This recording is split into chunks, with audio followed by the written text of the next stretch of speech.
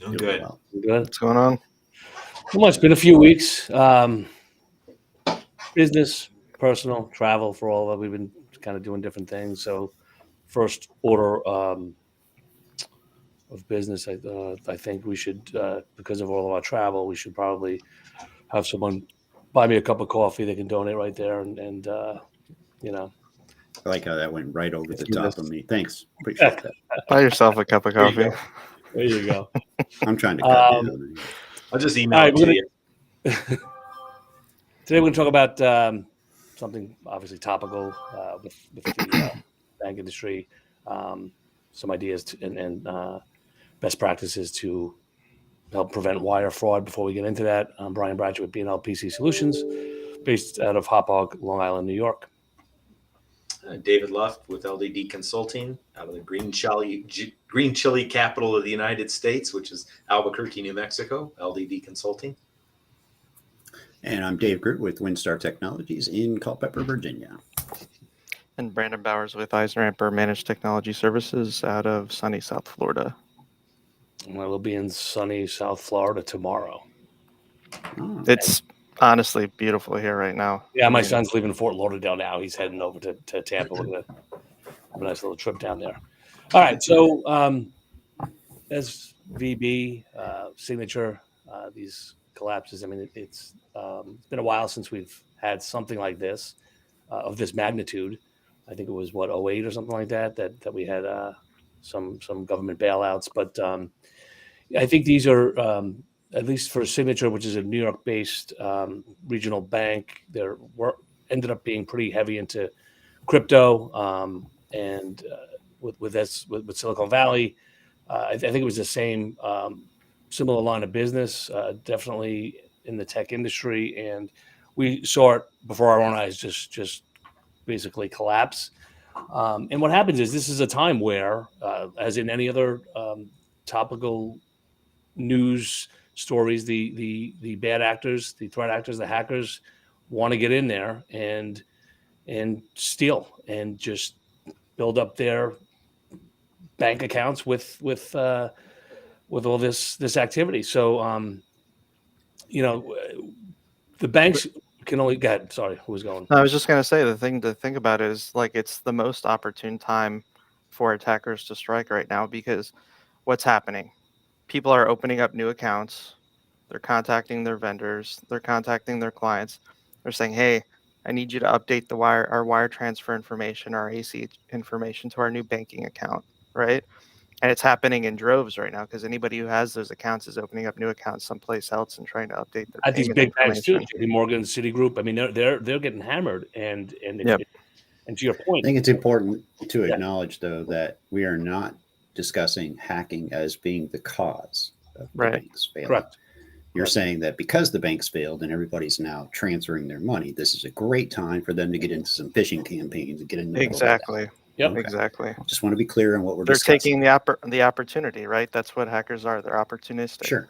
They want to right. use a case like this that's public. Information is out there. They know what's going on, so they can take advantage of that.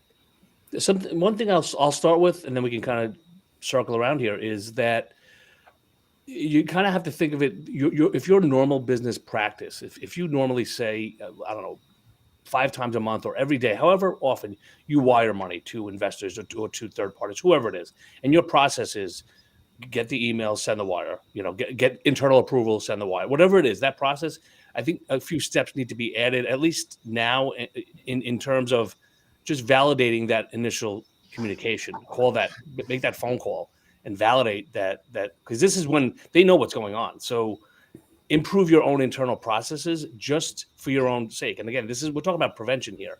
So if you continue to do what you're doing and something comes through that, we always do it that way. Well, you shouldn't. So I think that's So what are some good ideas? What are some things to do? I mean, well, add another factor of Yeah. even though we talk about multi-factor, that's another factor of authentication. Make that phone call. For instance. Go ahead. Well, I'm just saying, like, Right. Are we saying like the policy should be if you have a wire transfer that exceeds $10,000 that it has to be approved by 2 people, or locally, or like what is the practice or policy? What's the advice that we want to give people? Like, what's a good idea? I mean, there's the practice of having a deposit account, which is the account that you use to put money in and take money out, and then it immediately gets transferred to something else, right? We just did that recently, where we set up a separate account so that if it does something weird happens, they can't have access to everything. I was going to mention that, but you win, Dave. I mean, I got a bank who are in our bank account. We can take ACH in. It is not going to take ACH out. Period. There is no withdrawal allowed from that account. Right. Under no circumstance. The only way is to transfer to another account. Well, so going back for a second, I think a simple measure, what you mentioned, Brian, is at a minimum, and I don't even think just right now. I mean, I think this should be permanently part of a process, is that there's some type of second validation. So you get an email in, well, then you need to make a phone call with them to validate it is who they say they are, and is actually requesting that change. And kind of alluding to what you were mentioning, David, too, is you kept saying policy or process. I think I find that most businesses don't have like a formal policy that they follow for wire transfers or for fund transfers like this. And I think that's a very simple policy that can be, created. And it's like ultra important because it's at the end of the day going to save you a ton of money just by having a simple one pager that kind of gives some directive on exactly what process to follow. Right. Yeah. I mean, it's kind of, small businesses notoriously don't have policies and procedures in place or in writing anyway, right? Most things are just by transfer of knowledge. Yeah. It's a small enough environment, what have you, or it's on the fly. We're figuring it out, right? Mm-hmm. Maybe you're just new enough. You just don't even know what you should make the process be. But I think cybersecurity and these types of things that are happening, cyber insurance requirements, all those things that small businesses have to participate in, right, is forcing them to at least get to a certain level of maturity where some of those processes and policies are going to be commonplace, right? It's just going to happen. It'll be a part of the package of starting your business, right? Like, we're going to think through these 5 things while we lay out the business plan. Here's the additional things we got to do. And that really needs to be the mentality and the culture in order for us as a country and as our economy to get past and survive this hacking. Yeah, I think putting, we talk about this pretty often too, but putting the controls in place, if you don't have them already, on your email tenant to flag something. If you have account numbers or wire numbers going out, you know what, collect that data, flag it, and have your boss or someone else notified that this is going on. Because right now, if you don't have those controls in place, you're just, again, not that you're doing anything wrong, because that was your best practice, but now you have to raising the bar a little bit and just talk to your IT company, get some controls in place to monitor that. Yeah, we kind of do have to just up the game, and it doesn't have to be hard. It just needs to be a different way of looking at things and a different way to think about stuff, right? First off, we don't do things in response or reaction. If somebody's got a really sensitive position, then maybe we put some more controls on them where certain types of email is being monitored. If it's got certain content in it, it can't go out without an approval, or it's encrypted, or, there's a lot of tools out there that don't have to be super expensive or costly, that are really a part of your Microsoft stack that most people are using in their business today. And so it's easy. I mean, what Brian mentioned is free, right? It's just part of the DLP, alert policies you can get set up. Yeah, and we have that. We don't do any, banking. And the one time I did get an alert was a legitimate. Someone was sending their personal information to someone else, and it was legit. But I just want to know about that stuff. What's leaving or coming into my company. I think somebody should be in charge of of that data and knowledge, instead of it just being just wide open and having no. We get emails every day of the just a snapshot of the balances of all the accounts every day, just so that if there's an anomaly, like, hey, yesterday that account had $10,000 in it, now it's got 1. What's going on? Like, that's not supposed to be happening. Right. You can see that, right? Yep. Lots of little things like that. Yeah, and I've heard that if you typically would handle things through a third-party email, a public, Gmail or one of these other accounts, maybe now don't do that. Use corporate email for all financial correspondence. Just, you know, It comes back to all of those basics that it we've does. been Oh, saying, 100%. right? Yeah. Complex passwords, not reusing them on different websites, MFA, not sharing roles. Everybody has a separation, all those things are the important things. I've been telling our customers, I sent out some recommendations based on what was going on. Adding the multi-factor was something that I mentioned. Make sure you're making a phone call. On top of that, especially now, I'm not saying, to stop doing it, but especially now, while all these accounts are probably being created, things are changing in terms of payment methods. If you see any emails coming from somebody who is appearing to be your bank, especially if you bank with one of these that's kind of closing out, take an extra good look at any of those emails. And I told them, don't call the phone number or click any of the links in the emails just in case. Go right into the website and log in, or call the customer support number on Yeah. the website, because this is another opportunistic moment that they know what's going on with these banks. Now they can create lookalike domains, or they can send emails trying to appear to be one of these banks to get you to log in, click something, try and get access. I'm Something not else to mistaken. consider. If I'm not mistaken, I heard over the weekend on the news that they were even kind of like limiting some of the normal requirements to get certain accounts set up to help expedite the movement, right? Yeah. Okay, that's a nice gesture and it's probably necessary, but that's another opportunity, right? Because they're Sure. not every check and balance is in place right this second. Mhm. And so, wow, if they are savvy enough about that, they can slip right in there. Yeah. I actually have a TD Ameritrade account with some small investments in it, and Schwab bought them. Well, we So know you're the rich everything's guy in the crowd. no. It's a minuscule amount of money in there, but Schwab bought them, and everything's moving to their account. So I got an email yesterday or the day before. Here's some more. This is happening in May, but click here for more information. And right away, my alert. I was like, wait a second, is this legit? Whereas maybe a month ago, I wouldn't have been. I would have, because I know that's happening. I would have clicked on it, and it was like, you have to kind of just, walk on digital eggshells. I don't know what you call it, but yeah. I hate to say it. I really do, because it's not how you want to look at humanity, right? But you have to get into a zero trust. And I'm talking about when you're not able to identify the person who's Right. standing in front of you talking. That's different, right? I already know who I'm speaking to when you're right there, but you just can't rely on that email being reliable anymore. You can't count on that. You just can't. And so, yeah, you have to scrutinize everything. And it can be stressful. It can be full of anxiety. People, they're having a rough time with it, but boy, oh boy, wait till you get hacked. I mean, then the anxiety is going to be through the ceiling. Yeah. Right, David? I had somebody come over to my door the other day and say, "Hey, I locked my keys in my car. Can you help me get in?"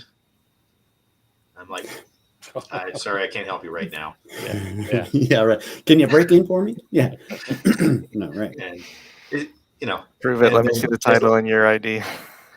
as I And mentioned, you want to think, oh, sure, I can help you. I got a hanger. Let me come out here and see what I can do.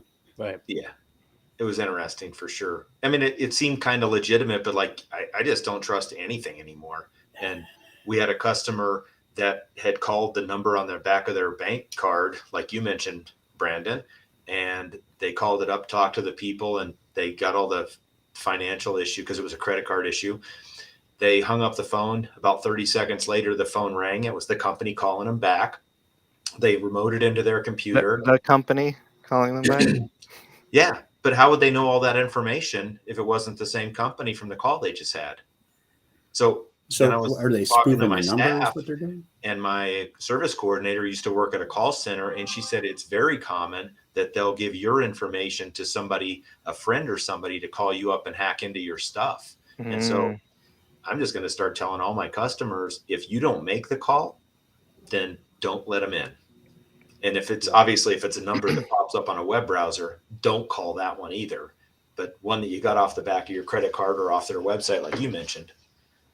That's honestly a really good point, because I I don't like taking, like, I tell them, hey, you know what? I'm not comfortable here. I'm going to call back on the number. And if I get you or somebody there that's telling me the same thing, then, I'll know that this was a legitimate call. And I just hang up on them. And I okay. love Today's returning internet, you can those say, "I guys. can't hear you. Are you still there? Hello, hello. I have a great I'll call time. you back." Well, hold on. Let I'm me just call my hang up on IT him. guy because he really he'll be able to talk to you. Real, yeah. We not to get too far on a tangent here, but something that we're trying to implement is caller validation. So if somebody Yeah. calls, that's a client says, or even if we're calling a client, we say, hey, we want to connect to you. We had a customer say something to us that, well, we're not really sure that it was one of your techs calling that wanted access. And like that's something that they're starting to worry about. So we're going to send a push notification to them when we're calling them and want to connect so they know it's one of our techs. And same goes back when they're calling and asking for a change. We're going to send them a notification so that they either give us a code or give us an approval. And Yeah, we can we validate have it to them. we were looking at a product which we're actually demoed it and purchased it. Just didn't have the time to onboard with them, so I put it on hold for now. But it's it's validation for your client. So when a Yeah. client calls in for support, they have a pin, and that pin will get texted to them. You can go as kind of as deep as you want with the solution, but you can either give everyone their own pin or have it auto generate. So when they call, they have to validate who they are. And I have one customer that really is they're using that now, and a prospect, they're using that now, and they want to make sure that we're able to do that. I said, well, we can do static for now, but I think that's going to be something that we're going to see more and more based on what we're seeing. Because, guys, let's be honest, like Wireford is happening right now.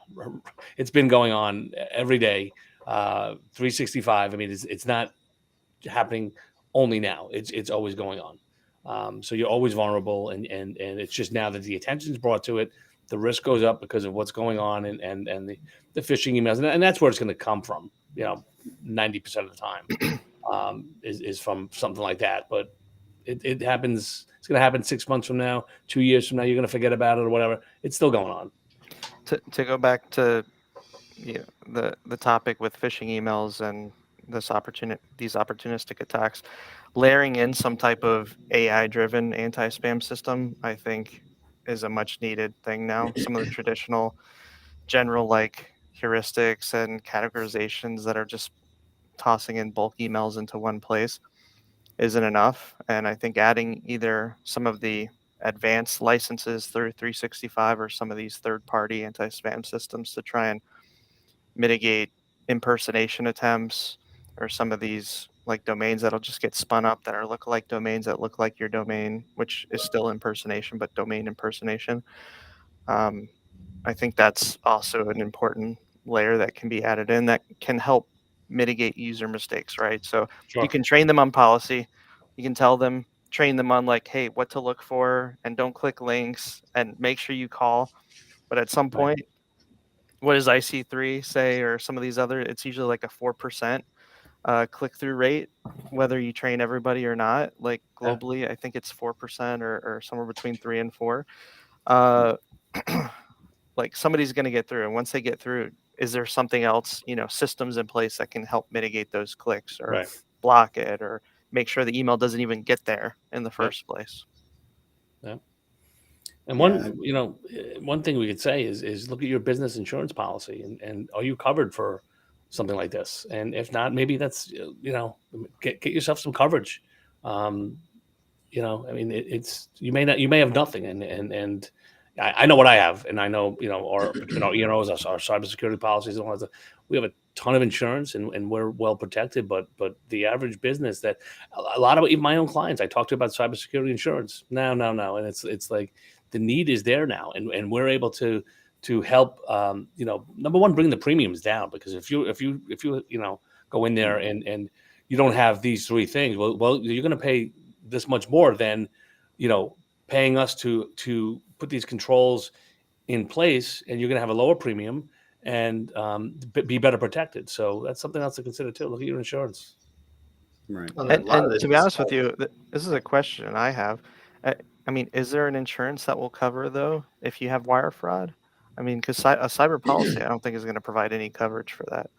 Well, Um, I think if you have insurance and you have controls in place that would have prevented that, and you did that, then I think there's some kind of something you can Okay. coverage you can have. Yeah, for sure. That's why we use credit cards for everything.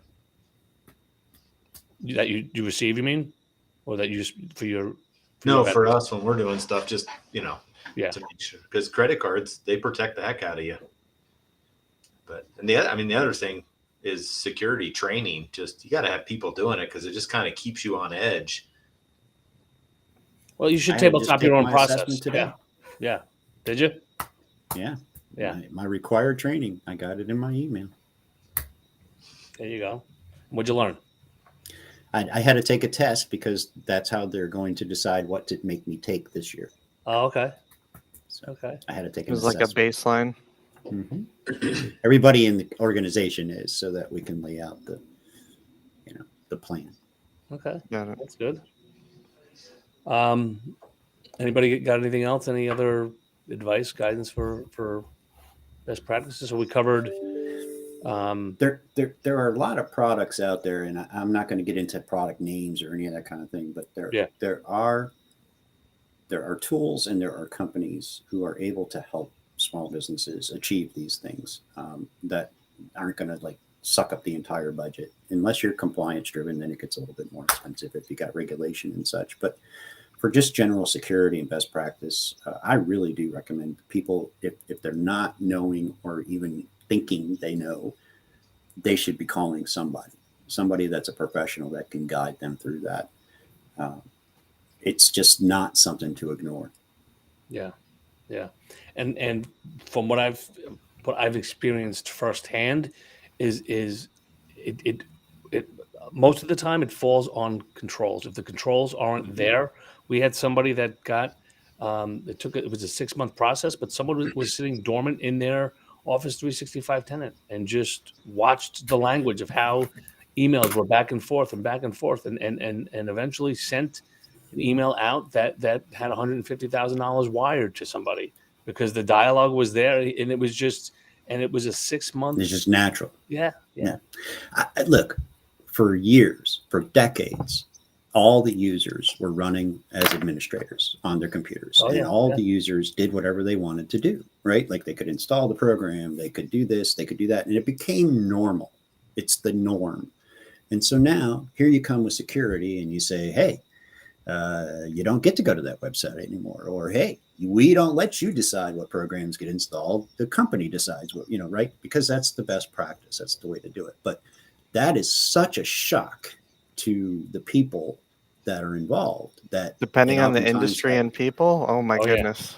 Yeah. You got to ease them into it, right? Because their role. Yeah. You know who I am? Because otherwise it fails. And then they're worse off than they were when they started. Right. Yeah. So you got to get that buy-in, and buy-in it's is hard, important.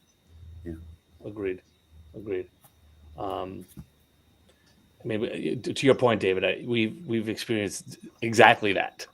You know who I am in this company. Like, don't tell me I can't. And it's like, this is what you guys signed up for. This is. Well, you have a little bit more of an argument when there's a compliance regulation, right? Because then you can say, is that what you're going to tell the inspector, right? Like, exactly. Is that your answer for the auditor when they come in after your breach? That's what you're going to say? It's out of 80 your computer people wasn't secure because you own the company. Exactly. That's your answer. Because if it is, fine, we'll just put it on this piece of paper and you go ahead and sign right here that's the decision you made. Yeah. And now we're good. And I guarantee you that conversation will change very quickly. Yes. Well, they're not allowed to use third-party email. Well, that's no one's allowed to use third-party email. But I'm going with you. I have to. Well, then no. It's so we come across that. I mean, my wife tells me all the time. We're still wearing masks in our office. It's mandated. Like I know you look different. Okay. All right. And I walk in and I don't have a mask most of the time. Right. And I'm the one who's breaking the rules. And so I'm constantly getting told that you can't do that. Like, just because you are Dave doesn't mean anything. If that's the law, that's the law. And she's right. Is that why you work from home now? Yeah. I'm going to tell her you said that, Dave. Oh, she'll watch. She's probably watching now. Come on. It's true. I mean, she's not wrong. Right. You know, I might not like it, and I may not completely agree with it on some level, but it is true. It's not fair.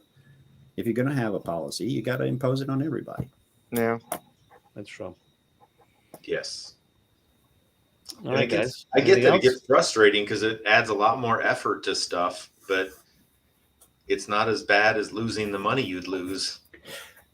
It Or the becomes- reputation loss it- Yep, and yep. potential lost business. But in time, it does become part of your normal routine.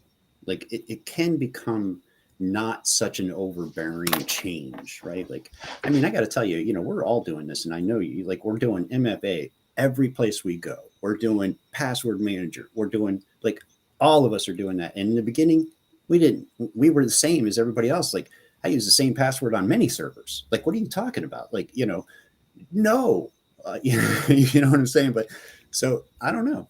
It's changed. It's not what it used to be. Yeah, and it's changed. Like to your point, it's changed for us too. Like we're Yes. adapting to this change, and then what's happening today is going to be different in 6 months from now. Who you know, we don't know. Right. But we're moving in the right direction. But the opportunities and the threat actors are only getting faster and better at what they do. Unfortunately, and you look at, speaking of AI and all this other stuff that's Yep. available now, and it's pretty scary what can be done. And you're talking about recognizing people's voice on the phone. I mean that we're not going to be able to do that anymore. You know, you're going to think you're talking to me, and I mean, not that anyone wants to sound like me, but there's another me out there that is able to just That's what speak those like one-time that. codes are going to be for. Exactly. Well, the funny thing is Brian's actually on vacation overseas right now, so I don't even know who's on this with us. It's There an you AI webinar, is what it is. Yeah. It's his avatar. All right, guys. Very Well, I think cool. we did all right here. If you want anything to close with, now's the time. No, I think we're good. Two-factor authentication on your wire transfers. Create a policy. Set up anti-spam. Make sure you're looking over those emails before you actually click any of the links. Yep. Call them And if directly. you're last Well, when you pass create- user, When you create the Change policies, your purpose. make sure your employees sign the policies. or Yeah. a test, Yep. Yeah. Yep. we deliver those through our security awareness training, the Mhm. policies, so that it shows that they watched and read and understood. Mm-hmm. It works Cool. nicely. Well, thank you, guys. All right, We will everybody have a good time. reconvene Yeah, next Be week. safe. Same time See you next guys week. next week.